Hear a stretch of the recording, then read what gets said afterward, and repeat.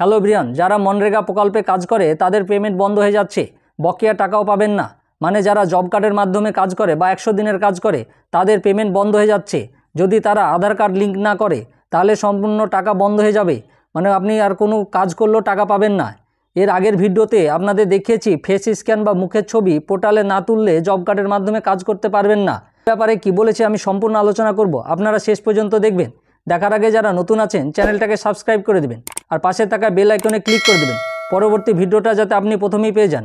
আর যারা Facebook page থেকে দেখবেন অবশ্যই পেজটাকে ফলো করবেন। দেখুন, কেন্দ্র মেয়াদ আর না বাড়ালে নতুন বছরে মনরেগা প্রকল্পের আওতায় সব মজুরি দিতে হবে আধার ভিত্তিক পেমেন্ট সিস্টেম বা ABPS এর মাধ্যমে।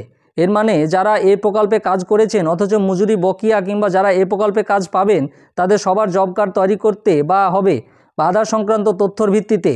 মানে এর আগে যারা কাজ করেছে বা যারা ভবিষ্যতে করবে তাদের জব কার্ডের সঙ্গে আধার কার্ড লিঙ্ক করতে হবে। মানে আধার কার্ডের মাধ্যমে আপনাদেরকে জব কার্ডটা করতে হবে, না হলে আপনারা কোনো পেমেন্ট পাবেন না। এই নিয়ম কার্যকর হলে মনরেগা প্রকল্পের নাম নথিভুক্ত করা 1/3 শ্রমিকই কাজের সুযোগ হারাবেন বলে আশঙ্কা প্রকাশ করা হয়েছে। ABPS এর মাধ্যমে মনরেগা প্রকল্পে কর্মপ্রার্থীদের নাম নথিভুক্ত করার বিষয়ে প্রথম আদেশ জারি করা হয় 2023 সালের 30শে জানুয়ারি। এরপর রাজ্য সরকারগুলিকে সুযোগ দিতে ABPS এর নাম নথিভুক্ত করার মেয়াদ বাড়ানো হয় 1 ফেব্রুয়ারি, 31শে মার্চ, 30শে জুন, 31শে আগস্ট এবং 31শে ডিসেম্বর পর্যন্ত। 2023 সালের 30শে জানুয়ারি একটা বিজ্ঞপ্তি জারি করেছে, তার মধ্যে আপনারা জব কার্ডটাকে আধার কার্ডের সঙ্গে লিঙ্ক করতে হবে। সেটা আপনাকে বারবার ডেট দিয়েছে, যদি না করেন তাহলে আপনারা আর পেমেন্ট পাবেন না। কেন্দ্র গ্রামোন্নয়ন মন্ত্রক জানিয়েছে 27শে ডিসেম্বর পর্যন্ত 34.8% শ্রমিকের আধার সংক্রান্ত তথ্য আপলোড করা হয়নি। সে কারণে এ প্রকল্পে কাজ করলেও মজুরি আটকে রয়েছে তাদের।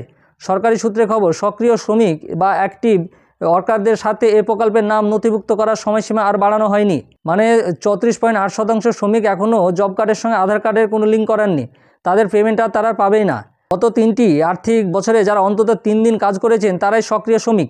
তবে এবছরে 27শে ডিসেম্বর পর্যন্ত সক্রিয় শ্রমিকদের 12.7% এখনও ABPS এর আওতায় আসেননি।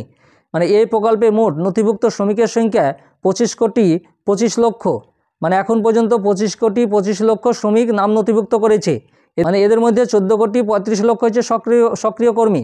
এ ব্যাপারে গবেষক চক্রধর বুদ্ধ বলেছেন, ABPS এর ব্যবহারে বাধ্য করার কারণে মনরেগা প্রকল্পের নাম নথিভুক্ত করা মোট শ্রমিকদের 1/3 অযোগ্য বিবেচিত হবেন। ABPS এ নাম নথিভুক্ত করলে মানে জব কার্ডের সঙ্গে আধার কার্ড লিঙ্ক করলে ম্যাক্সিমামই শ্রমিকরা আপনার অযোগ্য বিবেচিত হবে। এটা আসলে কাজের অধিকার কেড়ে নেওয়া। অথচ সংসদে এই আইন আনা হয়েছিল গরিবদের কাজ দেওয়ার জন্যই। কেন্দ্রের এই নির্দেশ বাতিল করার দাবি জানিয়েছেন তিনি। মানে আপনি যদি জব কার্ড নতুন করবেন বা যারা করেছে জব কার্ড তার সঙ্গে যদি আধার কার্ড আপনারা লিঙ্ক না করেন, যদি আপনারা কাজ করেন তাও পয়সা পাবেন না, আর যারা করেছে তাদের বকেয়াও পাবেন না। তাই আপনারা যত তাড়াতাড়ি সম্ভব জব কার্ডের সঙ্গে আধার কার্ডটা লিঙ্ক করে নেবেন।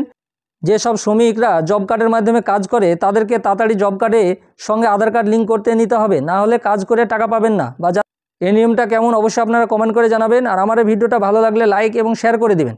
আর যারা নতুন আছেন চ্যানেলটাকে সাবস্ক্রাইব করে দিবেন আর পাশে থাকা বেল আইকনে ক্লিক করে দিবেন যাতে আমার পরবর্তী ভিডিওটা আপনি প্রথমেই পেয়ে যান। আর যারা ফেসবুক পেজ থেকে দেখবেন অবশ্যই পেজটাকে ফলো করবেন। ধন্যবাদ।